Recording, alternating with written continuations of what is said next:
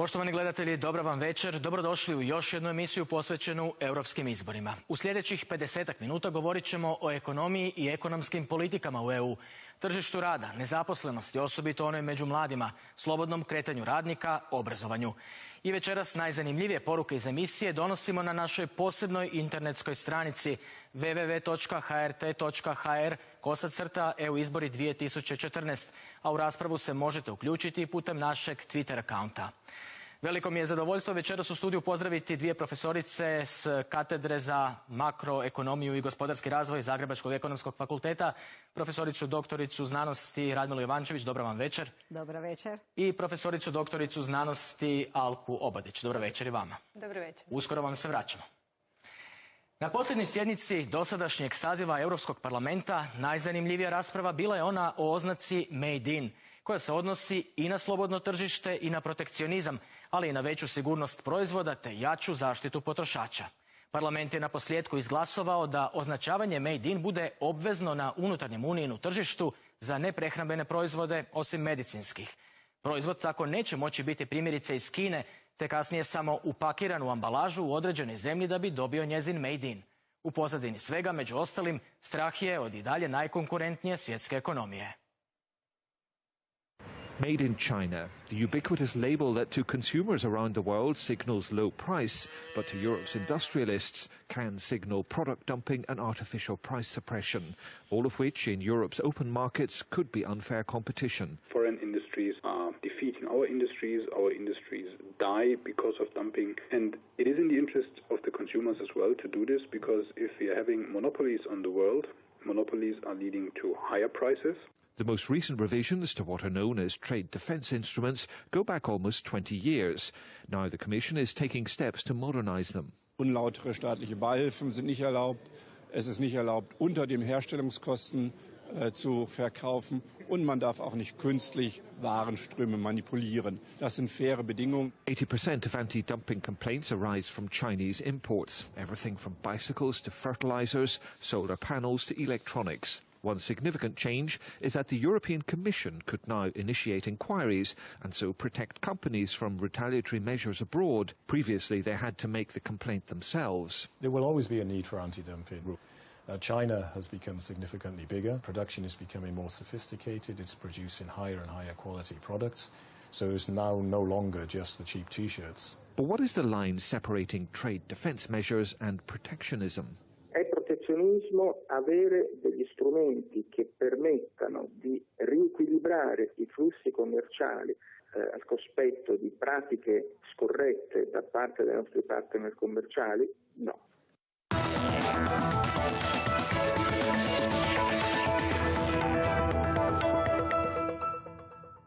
Profesorice Jovančević, koliko je konkurentna u ovom trenutku europska ekonomija? Pa ja bih rekla da je Europska unija promijenila dosta toga u svojim strategijama, u svojoj organizacijskoj strukturi, u svojim poticajima konkurentnosti i danas sa svojom ostvarenom masom GDP-a od 17,3 trilijuna dolara je zapravo jedna vodeća ekonomija u svijetu. Ako uzmete u obzir da SAD ima negdje oko 16 trilijuna dolara. No, po kupovnoj snazi tu je nešto razlika veća. SAD ima 55.000 dolara po stanovniku, dok Europska unija ima 33.000 dolara po stanovniku. No, međutim, ono što bih ja rekla je da je Europska unija postigla dosta u odnosu na posljednjih 10 godina unatrag, iako je bila kriza, jer je fokusirala svoje strategije na ulaganje u istraživanje i razvoj, povećala je fondove za istraživanje i razvoj, dakle radila je na regionalnoj politici, dakle kako bi se smanjio jaz između nerazvijenih i razvijenih. I tu se dosta postiglo ako uzmete u obzir da je kohezijski fond u razdoblju od 2007. do 2013. iznosio negdje oko 340 milijardi eura. Dakle, to se sve našlo kroz te strukturne i kohezijske fondove u gospodarstvima i novih članica, ali i starih članica, gdje su stare članice bile više fokusirane na konkurentnost, dakle postizanje konkurentnosti, a nove članice su bile više fokusirane na zapravo eliminaciju tih razlika u regionalnim strukturama. Vratit ćemo se, spomenuli ste istraživanje i razvoj još kasnije i na ta ulaganja i odvajanja. Profesorica Obadić, iako je gospodarska kriza bila velika, odjeci se i dalje osjećaju. U ovom trenutku samo mladih, a to su građani Europske unije do 25 godina, je gotovo 5,5 milijuna, a opet na europskom tržištu rada je 2 milijuna slobodnih radnih mjesta. Zašto je tome tako? Evo, pa sami ste rekli, znači istovremeno imamo s jedne strane veliki broj nezaposlenih i veliki broj slobodnih radnih mjesta. Dakle, ukoliko istovremeno imamo i veliku ponudu i veliku potražnju na tržištu rada, zasigurno možemo govoriti o problemu strukturne nezaposlenosti. Taj problem strukturne nezaposlenosti nije novina na europskim prostorima, pa tako naravno ne i u Hrvatskoj. No, nažalost, udio strukturne nezaposlenosti u ukupnoj nezaposlenosti se značajnije povećao od trenutka kad je nastupila gospodarska kriza. Strukturna nezaposlenost je što? Strukturna nezaposlenost je upravo činjenica da istovremeno imate, dakle, veliki relativno broj slobodnih radnih mjesta na tržištu rada za kojem ne postoje vještine i kvalifikacije koje radnici nude.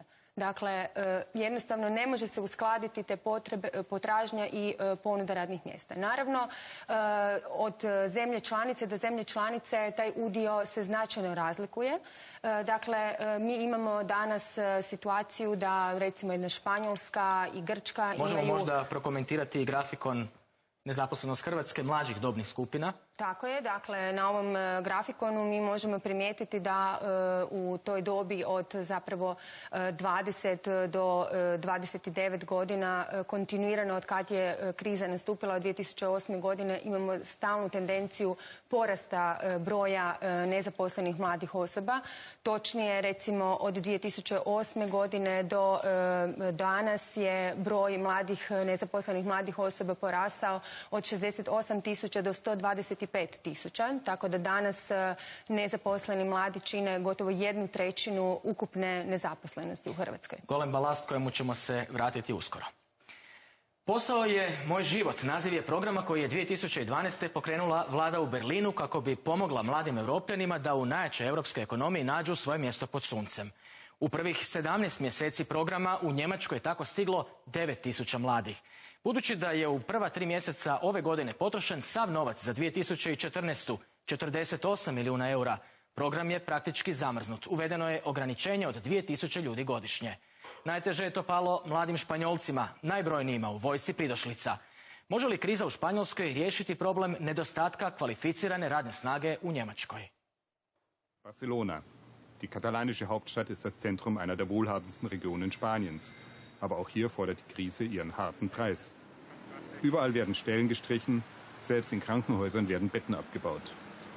Bei einer Jugendarbeitslosigkeit von über 40% haben junge Leute auch dann, wenn sie gut ausgebildet sind, wenig Chancen auf einen festen Arbeitsplatz. Vor mehr als einem Jahr hat Sara Lucena ihren Abschluss als Krankenschwester gemacht.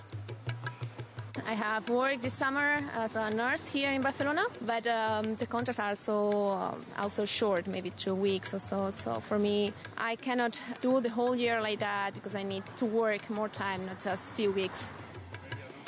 Ihre längste Beschäftigung bisher war in der Notaufnahme eines Berliner Krankenhauses. Ein 3-monatiges Praktikum. Nicht sehr gut bezahlt zwar, doch es hat ihr die Augen geöffnet für die Möglichkeit, außerhalb Spaniens ihr Glück zu suchen. Das Goethe-Institut, die deutsche Kultureinrichtung in Barcelona. Hier trifft Sarah Vertreterinnen des Deutschen Arbeitsamtes und einer Rotkreuz-Schwesternschaft. Sie suchen Pflegepersonal für Krankenhäuser in Nordrhein-Westfalen. Wir konzentrieren uns natürlich auf die Rekrutierung von Arbeitskräften, von Fachkräften aus den Berufen, wo Mangel besteht in Deutschland. Der Profit, den man davon hat, auch als Gemeinschaft, ist eben diese Toleranz, diese Internationalität, diese interkulturellen Erfahrungen, die gemacht werden. Im Anschluss an die Informationsveranstaltung lädt die Schwesternschaft Bonn direkt zu Bewerbungsgesprächen ein.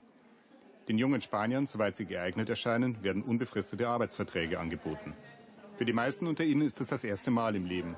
They have told me that the contract will be like long-term contract, so I think it will be a better opportunity for me to gain experience. In Deutschland würde Sarah gerne wieder in der Notaufnahme arbeiten, wie schon damals in Berlin.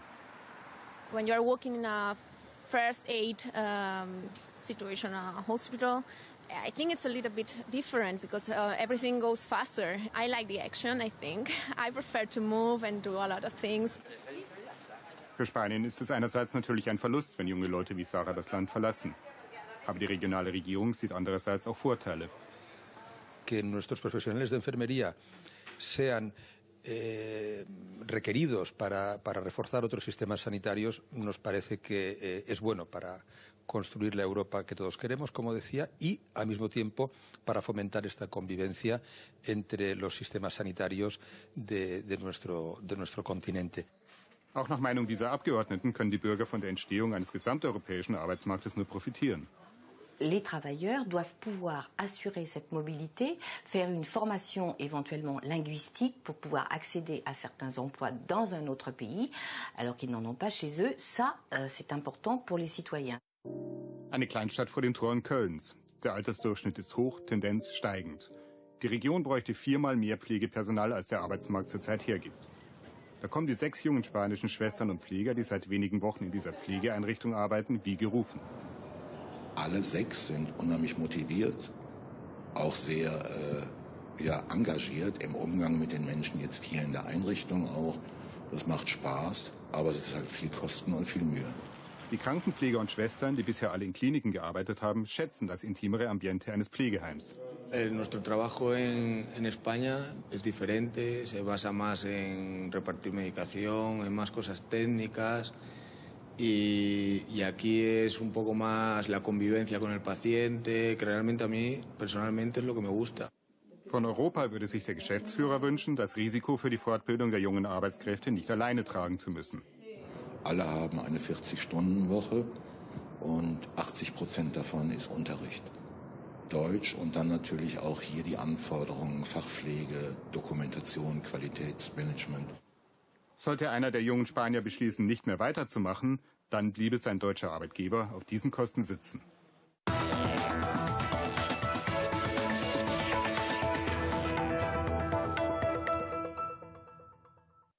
Njemačka je jedina država koja je uspjela smanjiti nezaposlenost tijekom gospodarske krize. Ona je postala obećana zemlja, i to ne samo za Španjolce. Koja je tajna njemačkog modela? Više o tome reći će nam profesor Hermann Gartner iz Instituta za istraživanje zaposlenosti u Nürnbergu. Mr. Gartner, good evening and welcome to our program. Dobrodošli u našu emisiju. Good evening. Dobro večer. Germany has recorded the largest fall in unemployment in 2.5 years. Najveći zabilježeni pad nezaposlenosti. Ta je stopa pala na najnižu razinu od reunifikacije. Zbog čega? Dva su glavna razloga. Prvi je razlog za takav pad, taj što je Njemačka provela reforme tržišta rada prije otprilike 10 godina.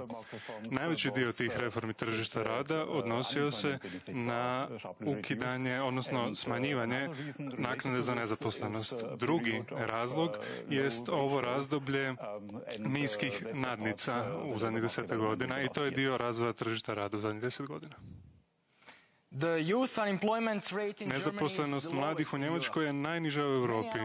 Mnogi analitičari tvrde da je to zbog činjenice da je vaš model takav koji nudi šegratovanje za mlade ljude koji ulaze na tržište rada. Točno, sustav vokacijskog treniranja, odnosno obuke, je glavni razlog za nisku nezaposlenost mladih.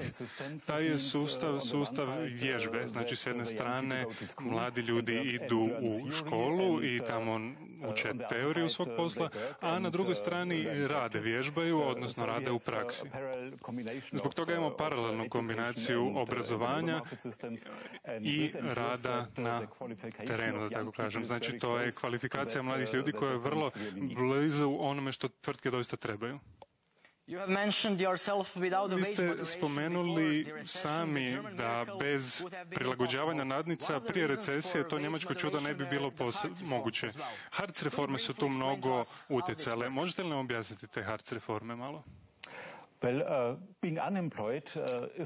Znači, sada je stanje nezaposlenosti potpuno različito nego prije 10 godina, zbog toga što su te naknade za nezaposlene jako smanjene. To je imalo mnogo posljedica. Primjerice, znamo da nova zapošljavanja, odnosno kad se zapošljava novi radnik, ljudi su spremni na ustupke za tvrtke koji žele zaposliti. To se tiče uvjeta rada i nadnica. Znači, prihvaćaju se niže nadnice nego prije reformi tržišta rada. Isto vrijedi i za ponašanje sindikata u Njemačkoj. Kada pregovaraju sa tvrtkama kolektivno, prihvaćaju manje rastove nadnica kroz vrijeme i tvrtke zauzvrat obećavaju da će stabilizirati broj zaposlenosti i to doprinosi dobrom razvoju tržišta rada. Federalna agencija za zapošljavanje u Njemačkoj obnavlja svaki 6 godina listu mjesta koje traži među radnicima izvan Europske unije. Možemo li u tom smislu govoriti o selektivnoj politici zapošljavanja u zemlji gdje 7 milijuna ljudi danas se radi i obrazuje se i živi? Da, zapravo najveća grupa stranih radnika ima niske kvalifikacije. To je iz razloga što je primjerice 1970. godina u Njemačkoj bilo dosta imigranata iz Turske i to su većinom bili ljudi niskog obrazovanja. No, otprilike prije 10 godina ta se politika promijenila. Mi pokušavamo privući kvalificirane radnike, pogotovo u poljima gdje imamo manjak ljudi koji su specijalisti. Recimo, to je područje informacijskih tehnologija, inženjeri različitih vokacija, ali isto tako i ljudi koji mogu raditi u zdravstvenom sustavu Njemačke. Sami ste rekli da Njemačkoj kritično nedostaju ljudi, odnosno radnici, pogotovo u tehničkim poljima. Otprilike 100.000 inženjera će se u sljedećih 10 godina umiroviti. Zbog toga su berlinske vlasti izdvojile više novaca za istraživanje i razvoj, za takozvanu industrijsku revoluciju 4.0. To je kamen temeljac, tako se govori. Što je zapravo industrijska revolucija 4.0? Kao prvo imali smo prvu industrijsku revoluciju, dakako, to je bila upotreba parnog stroja, zatim struja i računala. To su sljedeći je cilj upotrijebiti nove komunikacijske tehnologije da bi se razvijala proizvodnja. To znači, primjerice, da u nekoj njemačkoj tvrtci imate, na primjer, sustav pohranjanja podataka koji se sam organizira i za to je potrebno imati inženjere i druge stručnjake koji će to uspjeti isprogramirati. Hvala vam lijepo što ste nam bili gost večeras. Hvala vama.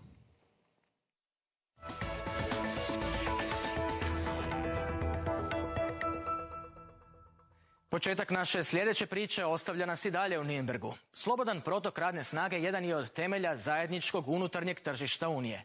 Više od polovine građana EU-a smatra ga najpozitivnijim postignućem Unije. Najmobilniji su Rumunji, Irci i Portugalci.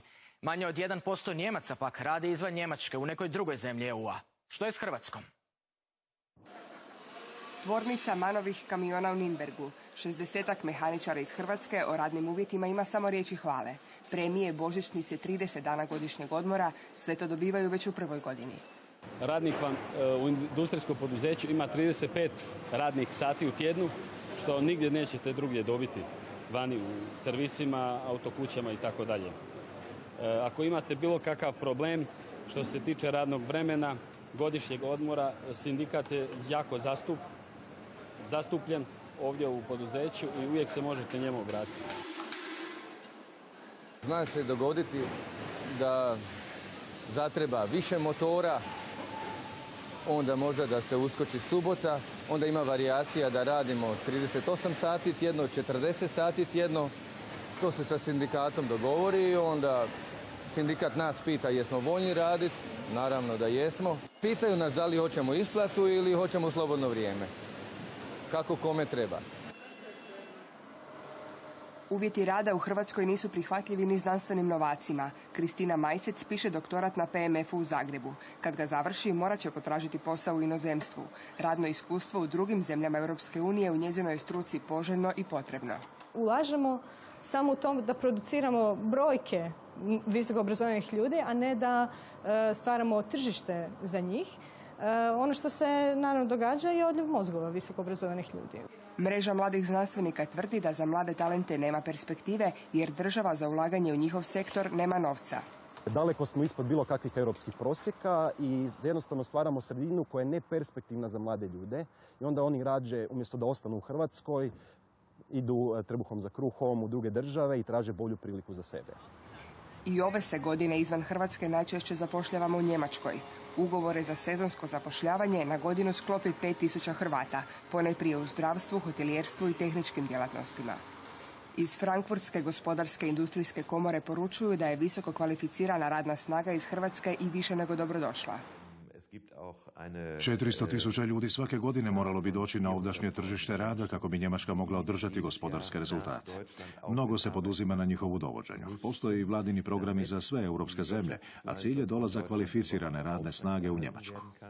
Hrvatske institucije nemaju podatke o tome koliko Hrvata radi izvan zemlje. Nemali broj stručnjaka smatra da odljev visoko obrazovanih ljudi ne mora trajno štetiti gospodarstvu.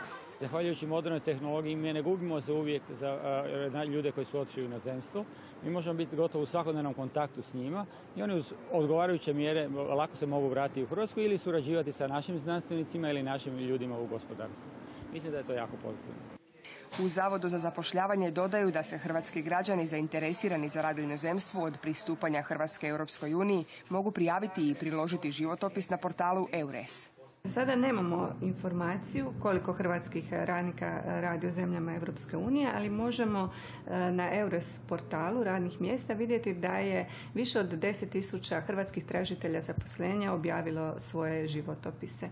Isto tako iz evidencije Hrvatskog zavoda za zapošljavanje tijekom 2013. godine brisano je više od 2500 nezaposlenih radnika zato što su pronašli zaposlenje u jednoj od zemalja Europske unije.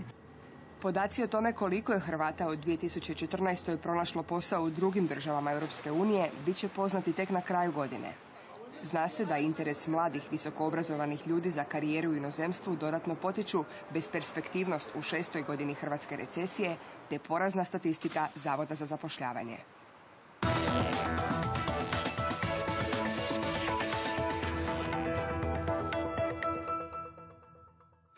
Svaki građanin Unije ima pravo boraviti u drugoj državi članici do 3 mjeseca bez ikakvih uvjeta i formalnosti. Nakon 5 godina neprekinutog zakonitog boravišta, građani Unije i članovi njihovih obitelji dobivaju stalno boravište u toj državi.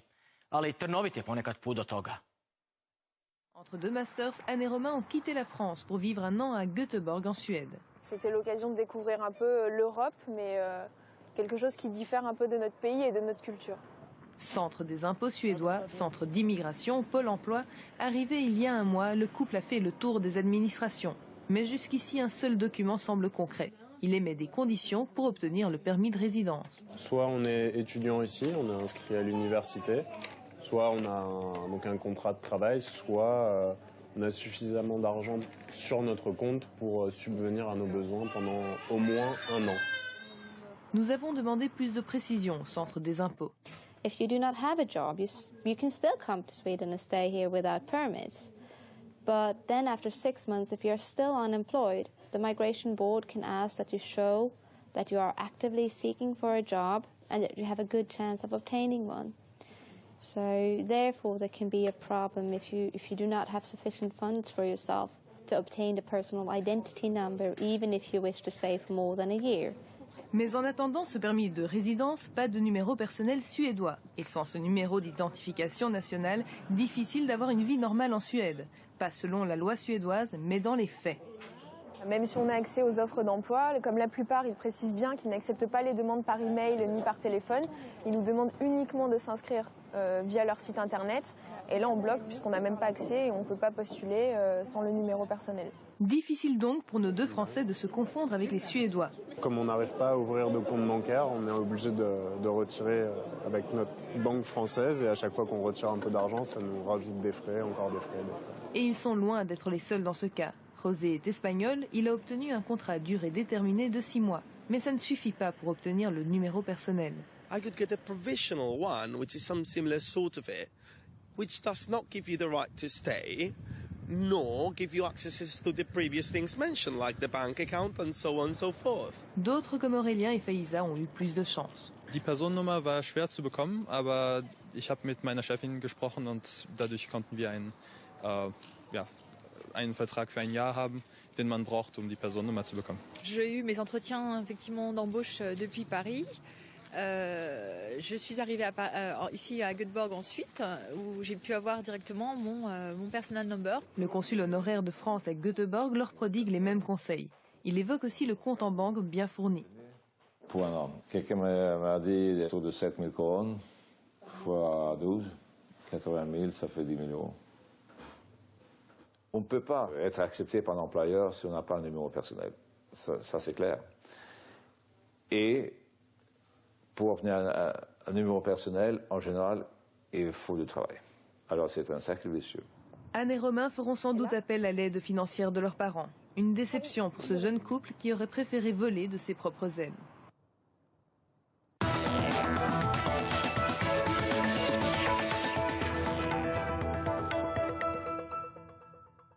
Vraćamo se našim gošćama u studiju. Profesorice Obadić, vidjeli smo dosta pokretno je stanovništvo u Europi. Hrvatska dakle ima problem ne samo s velikom nezaposlenošću i neaktivnošću, najnižu stopu aktivnosti i zaposlenosti u Uniji ima, već i sa prostornom pokretljivošću, isto tako i profesionalnom, je li tako?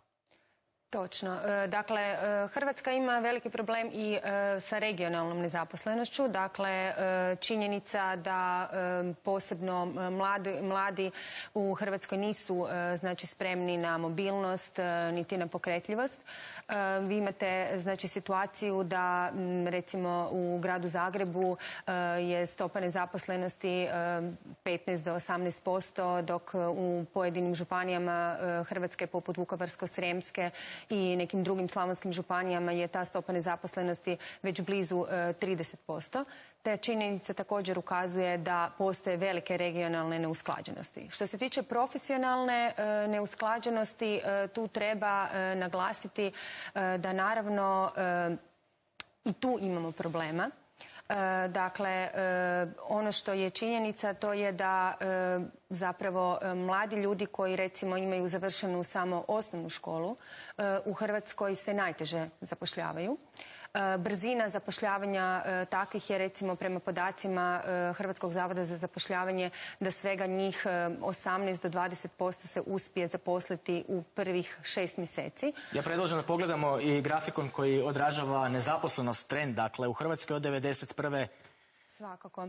Do danas. Da, evo i te brojke o apsolutnoj nezaposlenosti nam govore zapravo da od početka 90-ih godina u Hrvatskoj je trend znači porasta nezaposlenosti bio izuzetno izražen. Mi smo dakle maksimalnu razinu nezaposlenosti dostigli u ožujku 2002. godine. Dakle, to je bila brojka od otprilike 390.000 nezaposlenih osoba na Hrvatskom zavodu za zapošljavanje. Od tada smo imali značajni pad, ali nažalost evo prošli mjesec smo skoro pa ponovno postigli tu najvišu razinu ukupne nezaposlenosti u Hrvatskoj i evo sada od svibnja od kada je započelo sezonsko zapošljavanje ponovno imamo smanjivanje ukupnog broja nezaposlenih u Hrvatskoj. Govorili ste onima sa najnižom stručnom spremom, međutim čak trećinu diplomiranih završi na Zavodu za zapošljavanje. Apsolutno posljednjih je godina raste eksponencijalnim rastom, rekao bi, i broj novoupisanih studenata, dakle brucoša, ali je porastao uvelike i broj visokoškolskih ustanova. Koliki je nesrazmjer i dakle nema tog jednog koraka da jedno drugog prate politike zapošljavanja i politike obrazovanja? Točno, dakle mi u Hrvatskoj imamo dakle evo grafikon nam tu sad i pokazuje, dakle drastičan porast broja upisanih studenata od dakle zapravo početka samostalne Hrvatske, dakle od nekakvih recimo to 80.000 do gotovo 160.000 upisanih studenata, ali isto tako se udvostručio i broj visokoškolskih visokoškolskih ustanova se također jako povećao. Tako da ono što je nažalost činjenica da, kao što ste rekli, trećina visoko obrazovanih osoba kad izađe iz sustava obrazovanja završi na zavodima za zapošljavanje. Problem je u činjenici, kao što i recimo najnovije istraživanje dakle McKinsey-a pokazuje, da jednostavno 43% poslodavaca i na evropskoj razini nije zadovoljno sa kompetencijama i vještinama koje ti mladi ljudi koji izlaze iz sustava obrazovanja zapravo imaju. Takav problem je prisutan i u Hrvatskoj i to je razlog zbog čega se ti mladi ljudi ne zapošljavaju. Ali moramo biti optimistični u smislu da ipak danas se najveći udio mladih sa visokim stupnjem obrazovanja ipak zapošljava i njihova stopa nezaposlenosti je najniža u usporedbi s nekim drugim. Profesorice Jovančević, skandinavske zemlje dosegnule su praktički s izdvajanjem iz BDP-a od oko 3% za istraživanje i razvoj, ono što određuje Lisabonska strategija. Hrvatska doista tu kaska uvelike. Dakle, cilj Lisabonske strategije bio je da se izdvaja za istraživanje i razvoj negdje oko 3% GDP-a i taj je cilj postavljen već prije 10 godina, znači od 2000. I neke zemlje su se približile tom cilju, sami ste rekli Švedska, Finska, Njemačka, dakle sa ovakvom politikom i ulaganja u istraživanje i razvoj je privukla i mlade i isto tako kroz takav način praksi kao što ste pokazali u prilogu, gdje Njemačka zapravo ima puno uspjeha u toj politici prilagođavanja edukacije, odnosno vještina tržištu rada. To je jedna uspješna politika. Ja sam bila na takvoj praksi još kao student u Remcmi, recimo u menadžmentu na praksi 2 mjeseca i to iskustvo mi je cijeli život jako koristilo, tako da su to dobri primjeri prakse. Ako pogledamo s druge strane, kod izdvajanja za research and development treba reći da isto tako postoje industrijska istraživanja za istraživanje i razvoj. Dakle, same industrije to provode. Primjerice, Nokia je investirala 11,6% svog dohotka za istraživanje i razvoj. Ili, ne znam, imate primjer Volkswagena koji je investirao 5%. To su sve cifre od 7 milijardi, 9 milijardi i tako dalje. Ili Siemens, 5,6% svog dohotka je investirao za istraživanje i razvoj. I na taj način Njemačka stvara svoje istraživačke centre gdje se zapravo onda mladi mogu usavršavati i naravno raditi doktorate i tako dalje. Te sume zvuče kao znanstvena fantastika za nas. Ne, to se zaista provodi. Sad imate ovaj novi European Framework 8 program koji se zove Obzor 2020. Dakle, to je ovaj novi program koji bi trebao kroz taj program de facto plasirati negdje oko 110 milijardi eura, što je godišnje oko 17,5 milijardi eura za znanstvena istraživanja. I to bi trebalo dati rezultate u budućnosti. Zahvaljujem vam za sada. Vratit ćemo se našim gošćama uskoro. Dakle, prema Lisabonskom ugovoru imperativ je da Unija postane najkonkurentnija i na znanju utemeljena ekonomija. U sve rezova ovih posljednjih godina ostaje pitanje je li to ostvarivo. Jacopo es uno de los afectados por los recortes en investigación y desarrollo en España. Es biólogo marino en el Instituto de Ciencias del Mar de Barcelona y llegó de Italia hace años, atraído por lo que él llama el sueño español, el crecimiento sin precedentes que vivió la inversión en ciencia en España en las últimas 2 décadas. Que España tenía que fundamentalmente rellenar un gap, ¿no? Un agujero de conocimiento y de número de investigadores per cápita con respecto al número de ciudadanos que había, ¿no? Y lo ha hecho muy bien. Lo ha hecho muy bien y lo ha hecho con una curva de crecimiento muy elevada, tanto que venían jóvenes de toda Europa. Tras años de crecimiento sostenido, impulsado mediante una fuerte inversión pública, la I+D es una de las partidas que sufrieron un mayor recorte en los presupuestos de 2012, más de un 25%, y el recorte acumulado desde 2009 en España supera el 35%. Jacopo ganó una beca Ramón y Cajal, un último escalón que le daba derecho a ingresar como contratado en la administración pública al cabo de 5 años. Pero los recortes han acabado con esa lógica, porque ya no se convocan oposiciones para esos puestos. Por cada 100 funcionarios que se jubilan en España, solo entran 10 funcionarios nuevos. Yo acabaré dentro de 2 años, si no hay oposiciones, en la calle, lo cual me quedará posiblemente el recurso de interponer un juicio al CSIC, a la administración, que me llevará 2 años y 7.000 euros. Su compañera Ariana está en una situación peor. Trabaja gratis y no cobra desde noviembre, porque aunque el director de su proyecto desearía poder contratarla y tiene recursos para ello, la administración le pone trabas. Ariana se ha propuesto aguantar 1 año viviendo de sus ahorros hasta acabar la tesis y después probablemente se marchará al extranjero y quizá no vuelva. Yo, en cuanto acabe la tesis, me voy a ir a un postdoc fuera y, bueno, si las cosas no mejoran, pues me quedaré fuera, porque aquí no hay futuro. Inmediato no hay futuro. Aunque Bruselas había recomendado que los recortes no afectaran a la inversión en investigación y desarrollo, en este momento España gasta solo un 1,33% de su PIB en I+D, sensiblemente por debajo de la media europea y lejos del objetivo del 3% al que aspira Europa. Además, el Gobierno está recortando en las universidades, que generan 2/3 de la producción científica del país. Ariana cree que España ha perdido 2 generaciones de científicos. Ya los ha perdido. Ya no solo nosotros, sino los que están un paso por encima de nosotros, que era la gente que volvía. Toda esa gente se ha encontrado con que ha vuelto, con que no les pagan o les pagan muy poco. Y claro, esta gente es gente sobre los 40 años. Ellos no tienen nada ahora.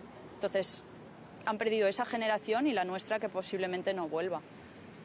Este tipo de talento, el científico, es muy sensible a la incertidumbre y por lo tanto huye de cuando hay malas noticias o cuando las expectativas no son buenas, ¿no? En marzo de 2012, el ámbito científico español publicó una carta abierta por la ciencia, que fue presentada al Gobierno y al Parlamento con el apoyo de 42.000 firmas. La carta recuerda el compromiso político del Parlamento español de mantener el esfuerzo en investigación e innovación para conseguir una economía basada en el conocimiento y así un crecimiento más equilibrado y sostenible. La teoría muchas veces la sabemos y después la práctica no actuamos exactamente como decimos en teoría. Yo creo que esto tenemos que evitarlo. Podemos mirar a nuestro alrededor. En estos momentos los países que como China, que como México, que como Corea están invirtiendo más fuertemente en poco tiempo en ciencia y en innovación son los que están creciendo más rápidamente. Con los 27 en plena lógica de recortes, el Parlamento Europeo intenta conservar los fondos de la UE en I+D para los próximos años.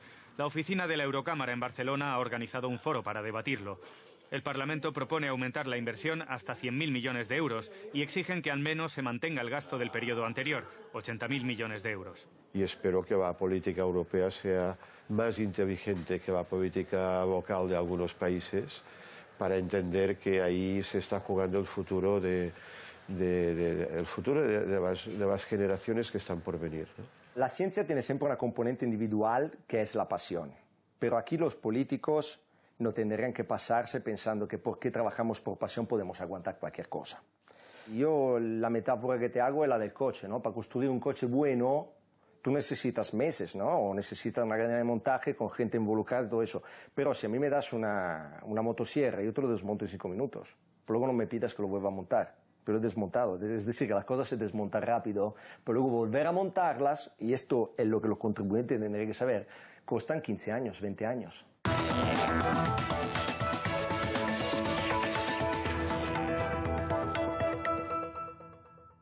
Odlazimo sada u Brisel, ondje nas čeka HRT-ova dopisnica Vera Tomašek. Vera, dobro ti večer. Dobro večer, lijepi pozdrav. Kod nas je svaka 5. osoba prijavljena na Zavodu za zapošljavanje mlađe od 25 godina. Procjenjuje se da se još oko 50.000 mladih ne školuje i ne traži posao. Hrvatska je rekorder izvan eurozone. Tko nam je najveća konkurencija u Uniji kada govorimo o izgubljenoj generaciji?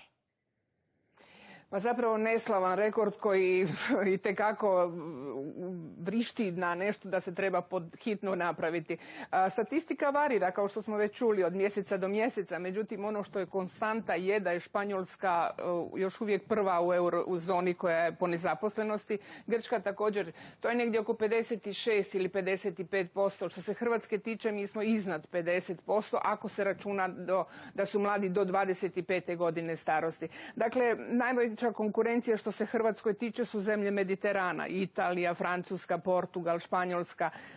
Neslavan rekord, eto takav kakav je, imamo ga. Međutim, što se tiče ove izgubljene generacije, mlade ljude užasno iritira to što ih se naziva izgubljenom generacijom. Oni vrlo često u parlamentu imaju svoje konferencije. Sad je upravo u subotu završena jedna na kojoj je jasno poručeno izvolite nešto napraviti, mi isto tako idemo na izbore i dobro ćemo odlučiti kome ćemo dati glas.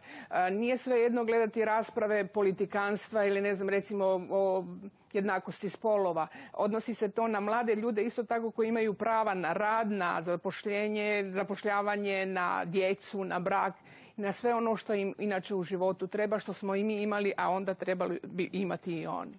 Vera, nezaposlenost mladih, barem kod nas, prve generacije nakon Drugog svjetskog rata koja će imati očito lošiji standard od svojih roditelja, odnosi godišnje više od 1% BDP-a Unije. Brisel je stoga pokrenuo program Jamstvo za mlade. Pa je, Jamstvo za mlade je jedna od inicijativa. Zna se da su inicijative već postojale kao što su EURES, to je moj prvi posao, ili jedna svojevrsna burza rada za cijelu Europu u kojoj recimo se motivira poslodavce iz Španjolske ili Švedske da zaposli Portugalca, s tim da se tom poslodavcu daju olakšice, a da se Portugalcu koji putuje u Španjolsku ili u Švedsku nadoknade troškovi, dakle i troškovi prilagodbe i putovanja i učenja jezika. Što se tiče jamstva za mlade, tu radi se o financijskom doprinosu Europske unije, nacionalnim mjerama u svrhu zapošljavanja. Radi se o cifri koja je relativno mala, 6 milijardi eura od ove godine u idućih 7 do 2020. Dakle, Europska unija će novčano sudjelovati u tim projektima što se tiče nacionalnih mjera. Ono što taj projekt Jamstva za mlade sadrži je to da se mladim ljudima do 25. godine, ukoliko nisu u nekom sustavu obrazovanja ili školovanja, da mogućnost da u 4 mjeseca da se uključe nekako u tržište rada. Ako to nisu u slučaju tada, za ta 4 mjeseca, da im se omogući prekvalifikacija ili dokvalifikacija koja bi ipak riješila te probleme. Što ne smijem zaboraviti reći da je u ovom jamstvu za mlade oko tih 6 milijardi eura do 2014. za Hrvatsku od ove godine već poznato 62 milijuna eura, što nije mala stvar. Vera, hvala ti lijepa. Bila je ovo Vera Tomašek izravno iz Brisela. Do slušanja.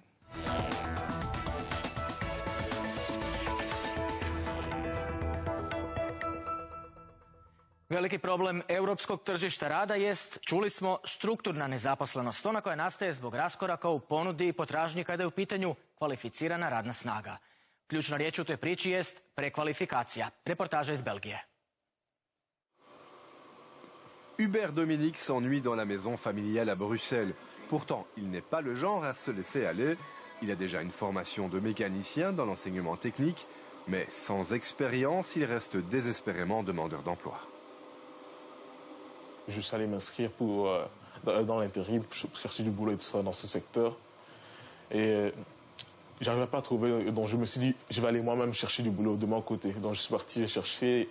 Et le problème, c'est que dans la plupart des garages, ils demandent de l'expérience. Il est sans emploi comme 20% des jeunes Belges. Malgré ses nombreuses recherches, il ne trouve pas de travail. Pour avancer dans la vie, il va changer d'orientation professionnelle. Dans quelques jours, il commence une formation dans la vente. Ça a duré environ 7 mois. C'était dans la vente, marketing et tout ça. Donc 4 mois de cours intensifs et environ 2 à 3 mois de stage dans une entreprise. Et tu espères quoi de ça? Le stage où tu fais, si tu fais bien, et te prend directement. Paul a lui aussi changé d'orientation. Il s'est lancé dans une formation d'1 an et demi en tant que chauffagiste dans le sud du pays. Avant de venir ici, je faisais des études de droit à l'université. Et voilà, au bout d'un certain temps, j'en ai eu marre, j'étais démotivé. Et voilà, je me suis dit, voilà, pourquoi pas faire un métier dans la construction et chauffagiste. J'avais déjà fait ça en tant qu'étudiant et voilà, j'ai choisi ça. Est-ce que ce sont les débouchés ou seulement le travail en tant que tel, les débouchés qui t'ont motivé? Plus le travail en tant que tel. Les débouchés, c'est vrai que c'est bien, mais je pense qu'avant tout, il faut faire quelque chose qu'on aime bien. Dans ce centre de formation du Forem, l'organisme public wallon pour l'emploi, près de 77% des jeunes trouvent de l'emploi après leur formation pour les métiers en demande. Le gros atout est le stage en entreprise. Tu sors de stage, ça s'est bien passé? C'est très bien passé. Je sors de 3 semaines là maintenant. Ah oui. Chez Cornelis. Oui. Ça va. J'ai rencontré les ouvriers là-bas, 3 ouvriers qui viennent d'ici pour la formation. Ouais, c'est bien, c'est une bonne pub pour nous. Ça prouve que quand on suit une formation ici, c'est rassurant, on peut s'insérer. Donc, on forme des demandeurs d'emploi, des apprentis, des chefs d'entreprise, des travailleurs, et alors tout ce qui est le monde de l'enseignement, donc aussi bien élèves qu'enseignants. Il reste quand même si c'est la crise, il reste quand même des emplois dans la construction, ça on le constate, mais on constate qu'effectivement, les employeurs demandent de plus en plus un niveau de qualification. L'Union prévoit d'augmenter le nombre de ces formations pour les 5,5 millions de chômeurs européens de moins de 25 ans. Le Bureau belge d'information du Parlement européen a organisé un débat sur ce thème. On retrouve Paul qui s'est déplacé pour l'événement, mais surtout pour rencontrer des eurodéputés. Qu'est-ce que l'Europe pourrait faire pour inciter les jeunes à eux-mêmes entreprendre et de ce fait être moins dépendants du marché de l'emploi? Il faut que l'Europe favorise le microcrédit. Il faut que celui qui a envie de s'installer, il a besoin de moyens. Il n'en a pas nécessairement, il en a d'ailleurs rarement. Je crois qu'il y aurait intérêt à avoir des dispositifs du genre, on exempte les jeunes qui créent leur entreprise de charges sociales ou de charges fiscales les 3-4 premières années de leur activité de manière à leur permettre de prendre le risque. C'est une manière pour la société de partager une partie du risque. On fait bon travail. Oui, il y en a. Sur la planche. Ben oui. Et voilà, merci de voir. Et bon travail de votre côté aussi. Avec plaisir. En Europe, par contre, 24% des jeunes sont au chômage. C'est 4% de plus qu'en Belgique. Les formations professionnelles ne régleront pas le problème à elles seules. Ce qu'il est important, c'est d'agir effectivement sur les demandeurs d'emploi eux-mêmes en les outillant, mais c'est aussi nécessaire d'agir sur la façon dont fonctionne le marché de l'emploi et sur la façon dont les employeurs fonctionnent, sur le contexte global, sur la crise économique et de mener des politiques qui agissent aussi sur l'offre d'emploi. Comme Hubert Dominique ou Paul, il vaut quand même mieux avoir plusieurs cordes à son arc pour trouver du travail en profitant de ces formations. Les jeunes inactifs représentent une perte financière annuelle de 150 milliards d'euros dans l'Union européenne, alors que ce programme européen ne coûterait que 21 milliards. Reste à trouver son financement.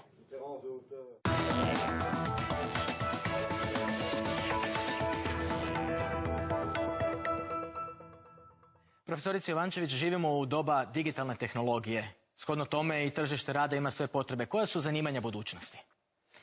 Dakle, to su sigurno zanimanja u informatičkim tehnologijama, ali ne smijemo zanemariti nanotehnologije, biotehnologije, istraživanja, istraživačka zanimanja. Sve više će se kroz ova sredstva, kao što sam rekla, u Europskoj uniji, gdje će se ogromna sredstva usmjeravati u takve aktivnosti, tu će biti mogućnost zapošljavanja veća. Jel? Tako da su to neka zanimanja. Ja ću vam spomenuti sad slučaj, vratila sam se iz Pariza, više nema zaposlenih na aerodromu jer se morate sami čekirati na automatima. Dakle, počela je digitalna era, nema više informatičke tehnologije i tako dalje.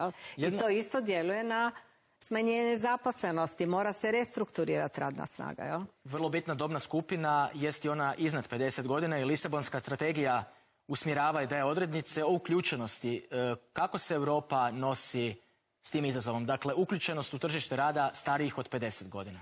Dakle, Lisabonska strategija također preporuča da uključenost starijih radnika bude negdje oko 50% i moram reći da je Europska unija dostigla taj prosjek, gotovo da je dostigla. Hrvatska je tu negdje na 45%, ali recimo zanimljivo je da zemlje poput Finske ili ne znam Britanije i tako dalje i Njemačke imaju veći udio starijih radnika. Dakle, udio starije radne snage od 60. do 64. godine života može biti prednost, može biti šansa.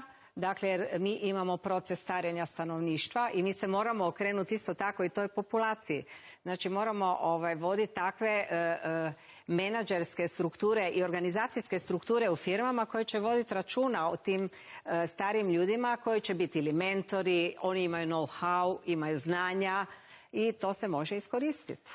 Profesorice Obadić, u posljednjih 15 godina politike zapošljavanja u Europi uglavnom su promicale aktivne mjere zapošljavanja od tranzicijskih bivših zemalja, danas članica Unije. Slovenija je tu otišla najdalje. Gdje je tu Hrvatska? Pa u usporedbi sa drugim članicama Europske unije, Hrvatska je, mogli bismo reći, ima vrlo loše pokazatelje po tom pitanju, jer samo recimo ukupna prosječna izdvajanja u Europskoj uniji za politike zapošljavanja su oko 2% BDP-a, a u Hrvatskoj je to svega oko 0,5% za ukupne politike zapošljavanja, a za aktivne je to možda 0,1%. Slovenija, s druge strane, ulaže trenutno i izdvaja za aktivne politike zapošljavanja, dakle, gotovo 5 puta više nego Hrvatska. I posebno tijekom ove financijske i globalne krize od 2008. do danas je Slovenija povećala čak 300% svoja izdvajanja za aktivne politike na tržištu rada. Eto, nekad treba pogledati preko granice. Cijenjene gošće, bilo mi je veliko zadovoljstvo, mogli bi ovako još dugo uz ovakve eksperte. Zahvalit ćemo vam večeras na sudjelovanju. Hvala vam lijepa. Hvala vama.